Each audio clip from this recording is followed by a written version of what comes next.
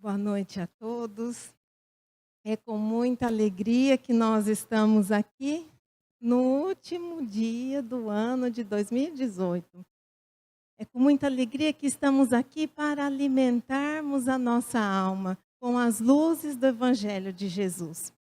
Que nesses instantes possamos deixar tudo aquilo que nos aflige, que nos preocupa e que nos angustia e que possamos nos concentrar na nossa conversa, na nossa mensagem da noite. E Jesus perguntou-lhes: E vós, quem dizeis que eu sou? Essa indagação de Jesus nós encontramos no Evangelho de Lucas, capítulo 9, versículo 20, no Evangelho de Mateus, capítulo 16, versículo 15, e também no Evangelho de Marcos, capítulo 8, versículo 29. Mas para nós entendermos essa indagação, nós precisamos saber em qual circunstância ela foi proferida e também para quem ela foi dirigida. E para respondermos a esses questionamentos com preciosos detalhes, nós nos recorremos do livro Boa Nova, no capítulo 21, intitulado Lição de Vigilância. E esclarecendo, esse livro Boa Nova, nós encontramos 30 episódios da vida de Jesus, dos seus discípulos e também de importantes personagens bíblicos, onde o espírito Humberto de Campos, através da psicografia de Chico Xavier, nos traz importantes diálogos, passagens que nós não encontramos nas Escrituras Sagradas. Às vezes nós até encontramos a passagem, mas não com a riqueza de detalhes que ele nos traz. Ou muitas vezes encontramos diálogos inéditos. E então, nesse capítulo, Humberto de Campos diz que era um entardecer de ouro na cidade de Cesareia de Filipe. E Jesus, após uma longa conversação com os discípulos, olha serenamente para eles e pergunta: O que dizem os homens ao meu respeito? Terão eles compreendido a substância das minhas pregações? E então, os apóstolos começam, os seus discípulos começam a responder. E João diz: Olha, meus amigos o têm como o Elias, que retornara ao cenário do mundo. Simão, o Zelote, diz: Alguns habitantes do Tiberíades dizem que vós és o João Batista ressuscitado. E ainda, o Tiago, filho de Cleófas, diz que alguns judeus nas sinagogas dizem que o Senhor é o profeta Jeremias. Jesus escuta carinhosamente os seus discípulos, e então ele fala: Os homens dividem-se em suas opiniões. E vós, os que tendes comungado comigo a cada instante? E aí ele diz: Quem dizeis que eu sou? E naquele momento, uma certa perplexidade toma conta daquela pequena assembleia. E então, Simão Pedro, deixando perceber que estava impulsionado por uma energia superior, responde: Tu és o Cristo, o Salvador, o Filho de Deus vivo. E Jesus, então, olha para Simão Pedro e diz: Bendito sejas tu, Simão, porque não foi a carne que te revelou essas coisas, mas sim meu Pai que estás nos céus. Bom, e aí? O que Jesus quis dizer, então, com essa pergunta? Além de saber o que as pessoas pensavam a seu respeito, se as pessoas, se o mundo havia compreendido a importância da sua mensagem e da sua missão, ele, naquele momento, também convidava os seus discípulos a refletirem sobre o que ele havia vindo fazer na terra. Ele queria saber se eles também, os discípulos, tinham essa consciência. E quando Simão responde corretamente, ele, então, depois começa um longo discurso falando do que se sucederia dentro de poucos dias. Mas esse não é o foco da nossa palestra, então eu convido a todos a lerem o livro Boa Nova, que pode ser encontrado ali na livraria ou então na nossa biblioteca, porque vale a pena a leitura. E se essa pergunta fosse repetida nos dias de hoje? Só que vamos fazer o seguinte, vamos tirar um pouco a formalidade da pergunta, vamos colocá-la numa linguagem mais coloquial. E se no dia de hoje fosse perguntado ao mundo quem é Jesus? Porque é mais ou menos a mesma coisa. Quem é Jesus? Nós encontraríamos inúmeras respostas. Um historiador iria dizer que, atualmente, a maioria dos acadêmicos concordam que Jesus realmente existiu. O que os historiadores ainda não entraram no consenso é na confiabilidade histórica do Evangelho e o quão perto o Jesus histórico está do Jesus bíblico. Porque eles não conseguem conceber o Jesus histórico e o bíblico como detentores da mesma característica, porque eles duvidam ainda dessa confiabilidade histórica do Evangelho. Mas os historiadores acreditam que Jesus foi um pregador judeu da Galileia, que foi batizado por João Batista, que foi crucificado por ordem do governador romano Pôncio Pilatos. E ainda, os historiadores, os acadêmicos e estudiosos traçam vários perfis para esse Jesus histórico. Eles dizem que Jesus foi um líder de um movimento apocalíptico. Outros dizem que Jesus foi um curandeiro carismático. Outros dizem que Jesus foi um sábio, um filósofo e até outros dizem que foi um reformista igualitário. Esses são apenas alguns dos perfis, porque muitos outros foram traçados para Jesus. Se nós perguntássemos quem é Jesus para um cristão, um religioso cristão, ele diria que Jesus nasceu dos judeus, Maria e do carpinteiro José, na cidade de Belém, que fica na província romana da Judéia. Que a vida de Jesus foi retratada nos evangelhos de Mateus, Marcos, Lucas e João. E que Jesus é o Messias prometido que era guardado desde o Antigo Testamento. Esse religioso cristão vai dizer que Jesus realizou milagres, que Jesus pregou amor, auxiliou os sofredores, foi crucificado, ressurgiu dos mortos, subiu aos céus e algumas vertentes cristãs acreditam que dos céus ele regressará. Se nós perguntarmos a um religioso muçulmano, eles acreditam e reverenciam e respeitam Jesus. Eles o veem como um emissário de Deus para orientar o povo. Eles acreditam que Jesus tenha nascido de uma virgem, mas eles já não acreditam que Jesus foi crucificado.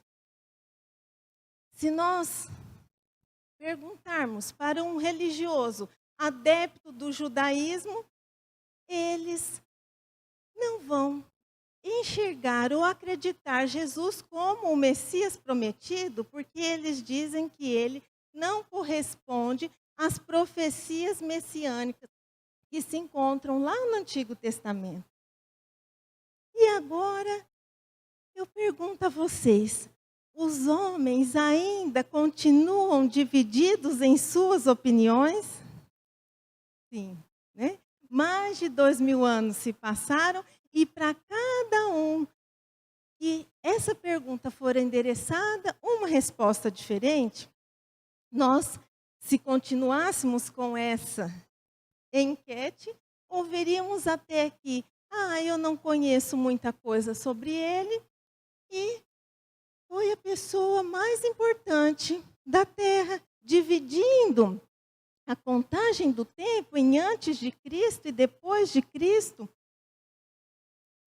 Mas e se essa pergunta fosse endereçada diretamente a nós e nos fosse perguntado quem é Jesus? O que nós diríamos?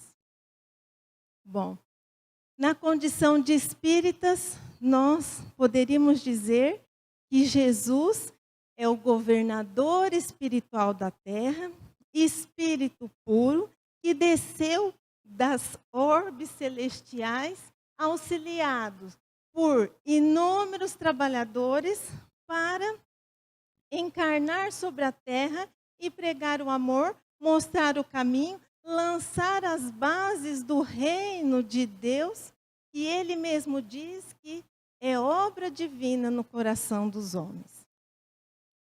Mas e se nós acrescentássemos algo mais nessa pergunta? E se nos fosse perguntado: quem é Jesus para você? Porque quando falamos quem é Jesus, nós podemos dar uma resposta genérica pelos conhecimentos culturais, literários e até religiosos que temos. Mas quando perguntamos quem é Jesus para você, aí a nossa resposta ela tem que ser pessoal. Essa resposta tem que refletir a nossa proximidade, a nossa intimidade com Jesus. E será que nós estamos próximos de Jesus ao ponto de podermos relatar, ao ponto de podermos descrever com riqueza de detalhes o que ele significa para nós? Será que nós estamos longe ou perto de Jesus? Cada um terá uma opinião que vai embasar, que vai referendar essa resposta. Mas Emmanuel, no livro Pão Nosso, na lição intitulada E vós que dizeis, ele diz que compete a nós outros o testemunho da intimidade com o Senhor, vez que somos usufrutuários diretos da sua infinita bondade. Mas espera aí, o que Emmanuel está querendo dizer? Que cabe a nós essa proximidade com o Mestre. Por quê? Somos usufrutuários da bondade dele? Sim. Pelos ensinamentos que ele nos deixou, por tudo que ele nos legou e pelo amor e pelo auxílio que ele continua prestando a cada um de nós.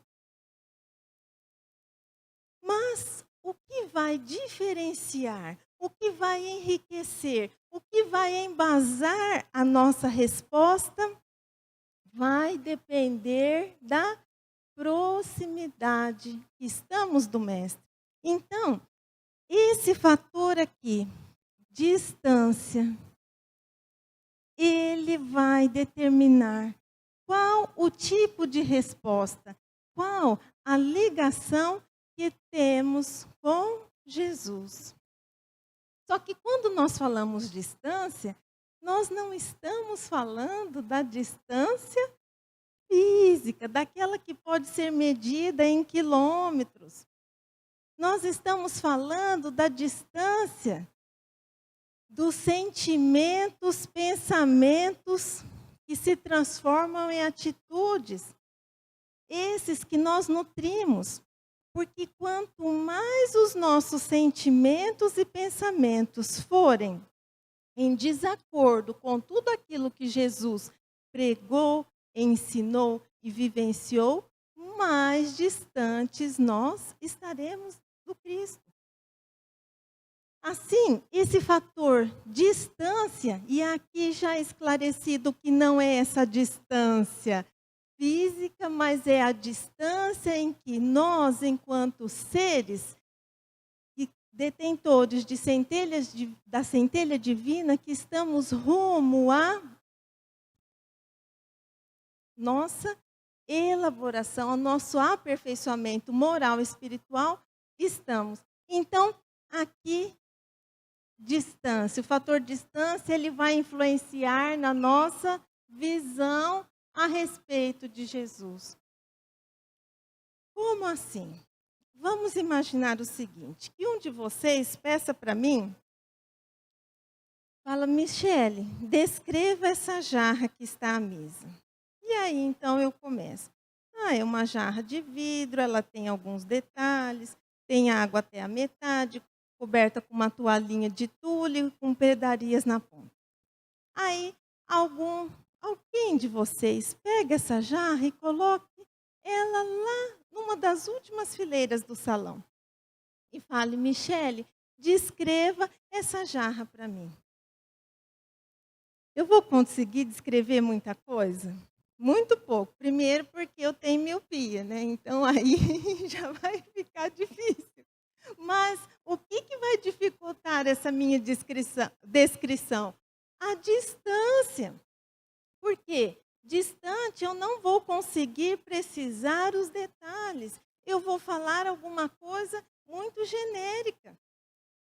E assim é o que acontece quando nos é feita essa pergunta: quem é Jesus para você? E nós estamos distantes em sentimentos, em pensamentos e atitudes. Eu não vou conseguir enxergar Jesus com toda a clareza, com toda a sua grandeza, com toda a sua magnitude. E essa distância também, ela vai influenciar nos sentimentos. Nos sentimentos que nós nutrimos e endereçamos a Ele, e também vai influenciar na maneira como nós captamos os sentimentos de amor que Ele emana constantemente a todos nós. Por quê? Porque quanto mais próximos nós estamos de alguém, e nesse caso de Jesus, mais fortes são os laços que nos unem, os laços que nos envolvem. Mais nós conseguimos perceber a grandeza dessa amizade, mais nós conseguimos nos sintonizar com o seu amor, com a luz que ele irradia para todos nós. E aí eu pergunto novamente: nós estamos longe ou perto de Jesus? E muitos podem dizer: eu estou perto, porque eu estou na casa espírita pelo menos 3 vezes por semana. Eu participo de cursos, eu tomo passes, eu assisto palestras, eu atuo nos trabalhos voluntários da casa. Ótimo, que maravilha, já é um primeiro passo, mas como estão os nossos sentimentos, os nossos pensamentos e como nos portamos dentro de uma casa espírita? Será que nós adentramos a uma casa espírita preocupados com as benesses, com os benefícios, as bênçãos que nós podemos ter em ser um colaborador do Cristo? Será que nós, ao adentrarmos a uma casa espírita e participarmos das suas atividades, nós estamos com o coração cheio de amor, de boa vontade, de espírito de colaboração? Ou será que nós adentramos a casa espírita e ficamos contando no relógio para a palestra terminar logo? Ou então, nós chegamos à casa espírita e ainda queremos impor a nossa maneira de pensar e de agir em qualquer trabalho que aqui se desenvolva? E aí, perguntamos ainda mais: estamos longe ou perto de Jesus? Em quais circunstâncias nós nos aproximamos dele? E com qual frequência? Será que nós nos aproximamos de Jesus apenas quando nós precisamos de alguma coisa? Quando a situação está difícil e não tem jeito, e nós já recorremos a tudo e ninguém conseguiu uma solução, aí nós o buscamos? Quais será que são os obstáculos que nos afastam, que impedem a presença de Jesus na nossa vida? O que será que atrapalha a nossa aproximação dele? Onde será que estão esses obstáculos? Será que esses obstáculos estão fora? Será que é o parente difícil? Será que é o problema? Será que é a falta de tempo? Será que são os familiares que em nada acreditam e quando nós professamos a nossa fé, nós demonstramos o nosso desejo de auxiliar, eles nos desanimam? Quando nós damos esse tipo de desculpas, nós estamos tentando encontrar argumentos para justificarem as nossas atitudes. Mas esses argumentos não justificam. O que verdadeiramente nos afasta dessa amizade, dessa proximidade com Jesus, são os obstáculos que trazemos no nosso interior. São as barreiras morais que são construídas ao longo da nossa existência através de sentimentos, pensamentos e atitudes equivocados. O que nos afasta de Jesus? O nosso egoísmo, o nosso orgulho, o nosso interesse pessoal, a nossa vaidade, o nosso apego aos bens materiais. Porque tudo isso não está condizente com o que ele nos ensinou. Então, vamos imaginar o seguinte: aqui é a luz do Evangelho, é a luz da mensagem trazida por Jesus. E aqui é a sombra que ainda existe dentro de nós. É um exemplo simples, só para facilitar o nosso entendimento. Então, o que tem aqui na luz do Evangelho? O amor, a paciência, a fraternidade, a tolerância. Fraternidade, tolerância, o respeito. Vamos parar por aqui, só para não ficar. E aqui na sombra, então, tudo aquilo que nós falamos: egoísmo, orgulho, inveja, interesse pessoal, etc. E aí, o que acontece? Por que isso se torna uma barreira, um obstáculo que nos afasta de Jesus? Porque conforme vamos alimentando esses sentimentos aqui, o que acontece conosco? Vamos até colocar aqui numa outra coisa. Nós vamos construindo essa barreira aqui. Como se fosse uma parede espessa. E essa parede, ela vai dificultar a entrada da luz. Só que aí, nós começamos a entrar em contato com o Evangelho, começamos a entrar em contato com a doutrina espírita e sentimos a necessidade de nos transformarmos. Então, o que vão se acendendo dentro de nós? Pequenos pontos de luz. O começo da fraternidade, o começo da compaixão, o começo da paciência. Tudo em forma embrionária. E esses pontos vão se acendendo em meio às sombras dos tantos sentimentos ainda inferiores que nós temos. E aí, esses pontos de luz, eles começam o quê? Permitir que um feixe vá adentrando ao nosso coração. E aí, eu pergunto a vocês, como nós podemos retirar esses obstáculos? Quando a luz do Evangelho invade um coração humano, essas barreiras que nos separam do amor do Cristo, elas começam o quê? A desmoronar-se. Por quê? Porque essas barreiras elas vão ficando. Imaginemos uma parede que tenha alguns furos, alguns tijolos que estão faltando, alguns tijolos vazados. O que acontece? A parede não vai ficando menos forte. Então, aí por essa brecha, o que vai acontecendo? Vão entrando as luzes. E aí, essa parede aqui, ó, que não está forte o suficiente, ela vai o quê? Ela vai caindo.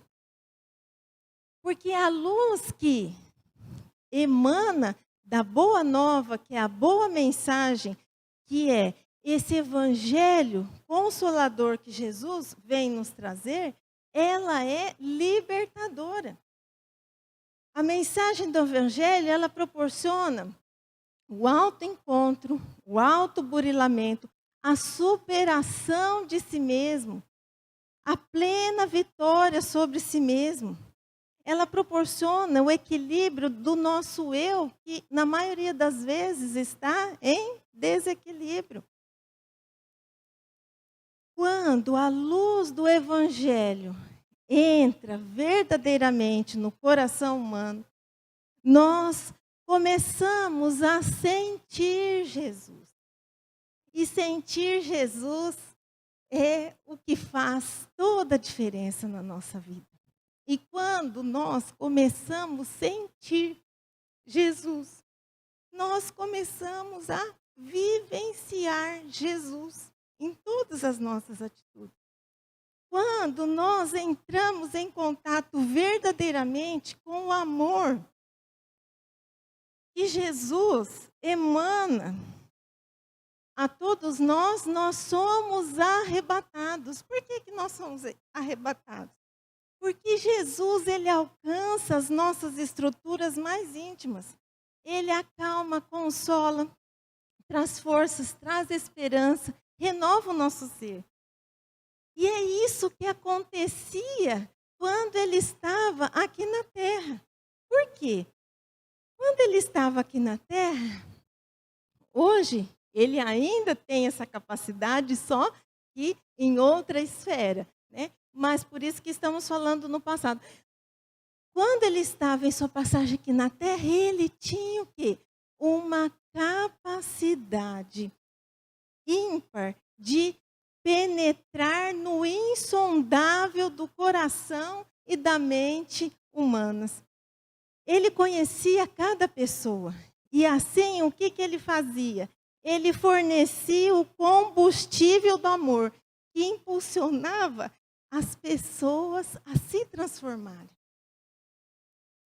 E esse amor que ele fornecia era mais do que o amor de compaixão. Era um amor que estimulava o beneficiado a fazer a sua parte. Ele reorientava a conduta em desequilíbrio daqueles que se aproximavam dele e que o buscavam com sinceridade. E quantos exemplos nós podemos citar? Zaqueu. Zaqueu publicano, quando ele desce da árvore para receber Jesus na sua casa, o que acontece? Zaqueu, ele faz com que a sombra que existia dentro dele, ela o quê? Se recue.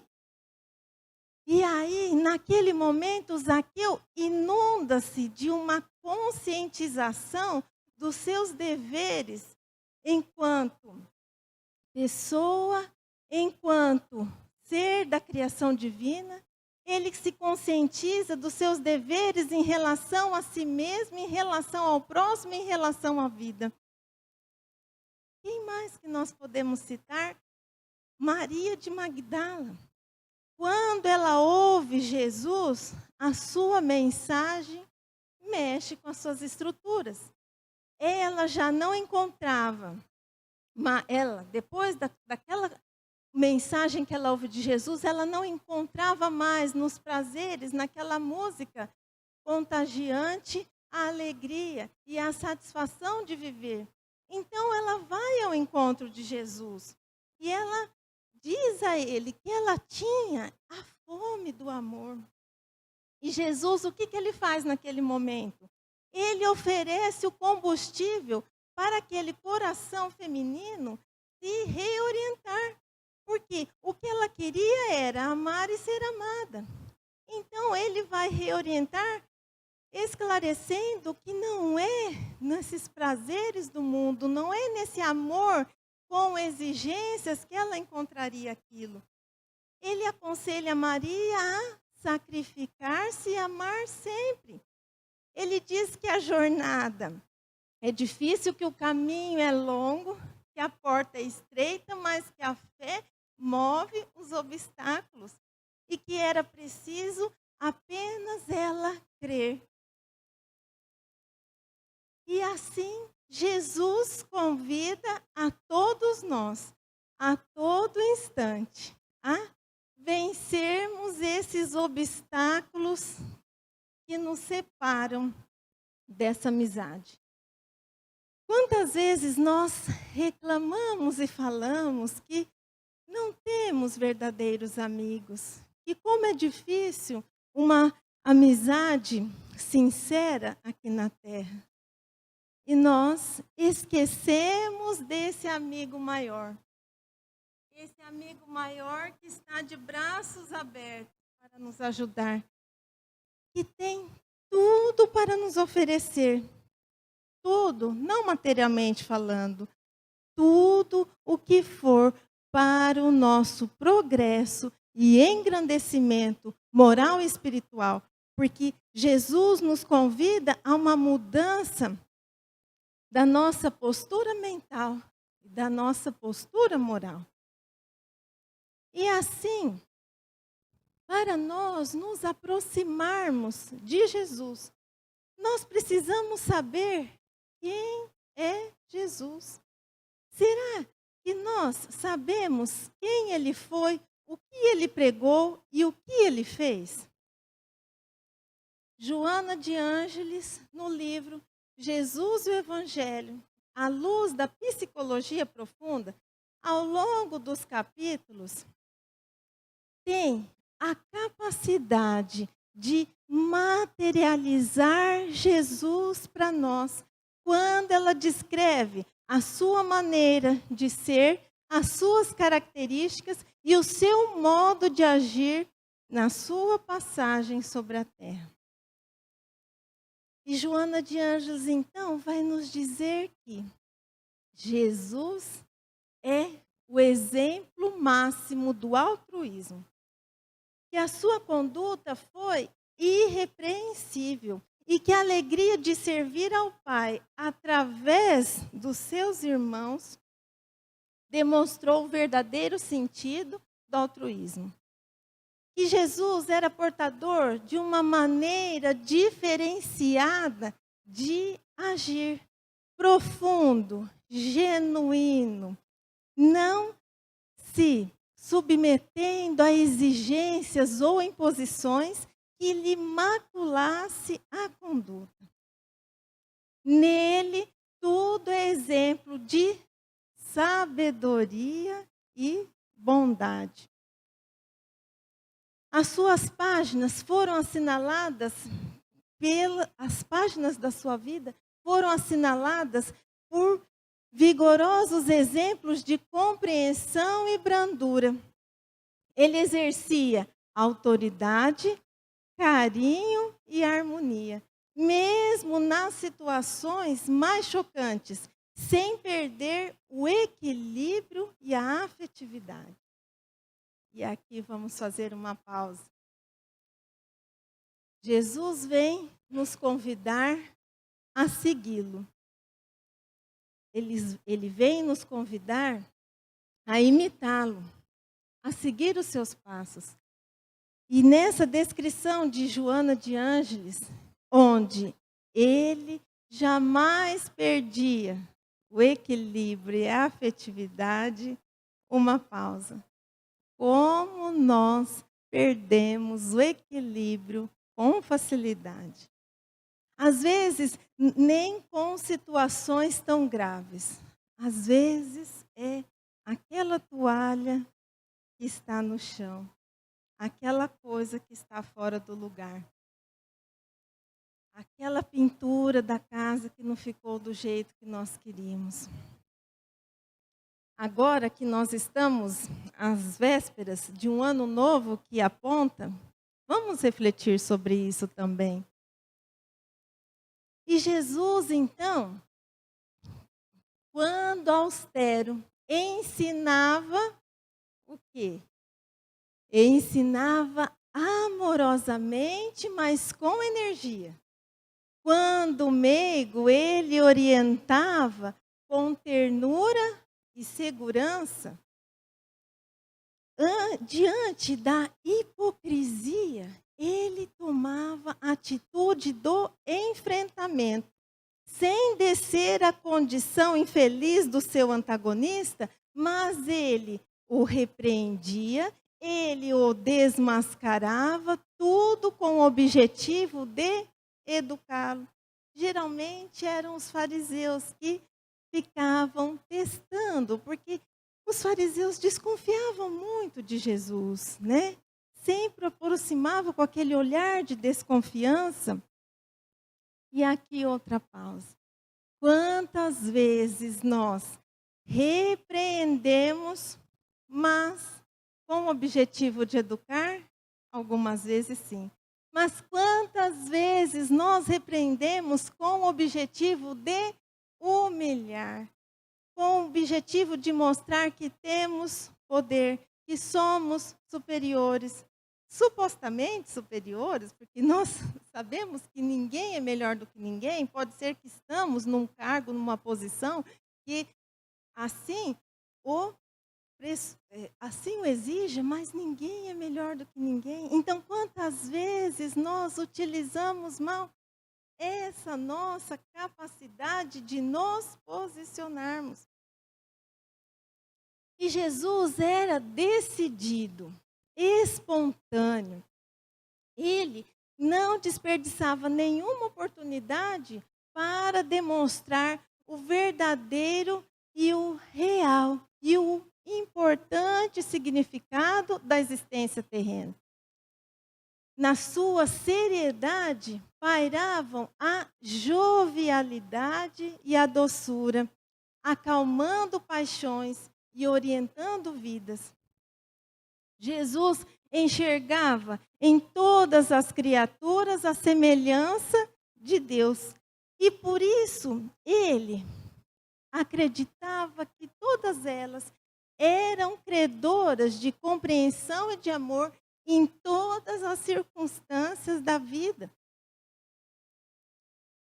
Os seus valores eram os valores espirituais que jorravam do seu mundo interior, como uma música vibrante, a contagiar e levar o ânimo a todos aqueles que o cercassem. Ele possibilitava a todos aqueles que se aproximassem dele com naturalidade e confiança, porque, como dissemos, muitos se aproximavam dele desconfiando, mas aqueles que o buscavam sinceramente, conseguiam sentir o conforto moral que se irradiava dele, ele estando em silêncio ou ele falando. E aqui outra pausa. Vocês já imaginaram o que é sentir conforto moral por estar ao lado de alguém? Jesus conseguir confortar as pessoas em silêncio, porque dele emanava um amor puro.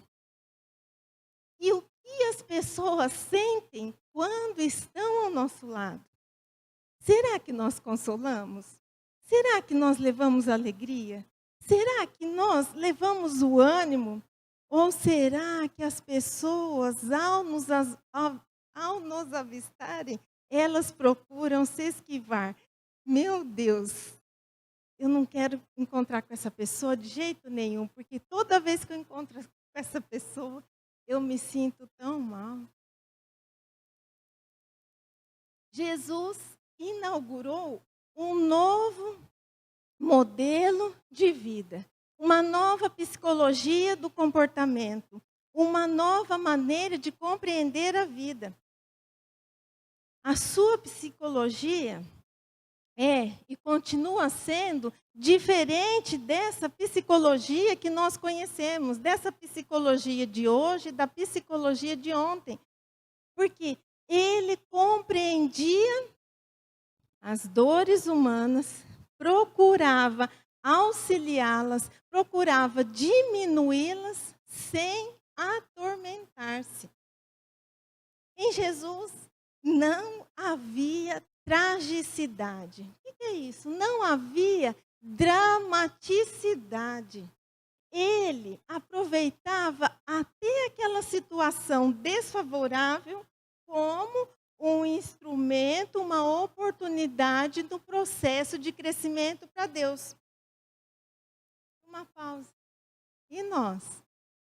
Será que nós fazemos drama por pouca coisa? Sim ou não? Ai, meu Deus, a unha encravada já é motivo para lamentações e lamentações. E com ele não tinha nada disso. Um ser consciente da sua responsabilidade perante a vida, perante os outros e perante Deus. A sua vida foi uma sinfonia profunda de amor. E outra pausa. A sua vida foi uma sinfonia profunda de amor. E qual a música que nós estamos produzindo com as nossas atitudes? Será que é aquela música clássica, aquela música que eleva o nosso espírito? Ou será que são aqueles acordes barulhentos que mais irritam do que nos distraem? Qual será a música que nós estamos produzindo? Porque os nossos sentimentos, pensamentos e atitudes vibram e produzem energias que são lançadas no cosmos, no universo, e que contagiam a todos que estão ao nosso redor. A sua doutrina foi todo um poema de alegria, de libertação de conflitos, de autoiluminação e de engrandecimento para Deus. Meus queridos, essas são apenas poucas características que nós coletamos das descrições desse precioso livro. Se fôssemos falar de todas as qualidades e virtudes de Jesus, precisaríamos de um curso, precisaríamos de um livro. Esse é o amigo que espera por nós. Esse é o amigo que oferece a sua amizade mais pura e sincera. E por que nós resistimos tanto a essa presença amorosa? Nós podemos pensar que, as pessoas podem me olhar com maus olhos, porque eu vou falar que vou seguir a Jesus, que sou amigo de Jesus, logo estão falando que eu virei fanático, que isso e aquilo. Mas quando nós temos amizade com alguém, o que acontece? Nós vamos agindo da maneira, nós vamos pegando aqueles hábitos das pessoas. E será que nós adquirirmos todos esses hábitos será ruim para nós? Será prejudicial para nós? As pessoas não gostarão de nós por causa disso? Eu desejo para cada um de nós, nesse ano que vai entrar, é que nos aproximemos de Jesus, que fortaleçam-se os laços dessa amizade. E que quando estivermos nos sentindo sozinhos, perdidos, aflitos, e que quando estivermos nos sentindo felizes, agraciados, bem-aventurados, o primeiro pensamento que vem à nossa mente seja: Jesus, obrigada pela sua amizade. E agora, para encerrar, como a véspera de Ano Novo, vale chorar, não é? Porque na véspera de Ano Novo, todo mundo se emociona, não é? Então, eu vou tomar uma aguinha, e se chorar, está valendo.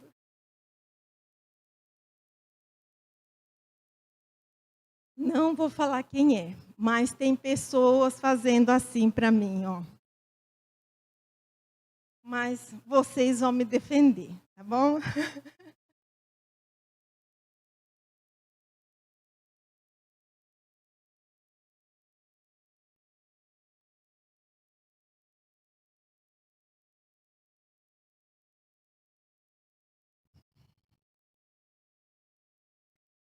Tu és, Jesus, a mão amiga estendida quando tudo parece perdido na vida. Tu és, Jesus, a palavra consoladora que acalma e orienta na hora desafiadora. Tu és, Jesus, o olhar meigo sereno a envolver com ternura os teus irmãos terrenos. Tu és, Jesus, o amigo divino e constante a levar proteção e auxílio a cada instante. Tu és, Jesus, o amor que traz a cura para as chagas e cicatrizes deixadas pela amargura. Tu és, Jesus, a luz que mostra o caminho em meio à escuridão das provas e espinhos. Tu és, Jesus, a alegria que invade o coração, transformando vidas rumo à autoiluminação. Tu és, Jesus, o genuíno modelo e guia, a ensinar pelo exemplo o amor, a fé e a sabedoria. Obrigada pela atenção de todos, muita paz e um feliz ano novo, e com Jesus.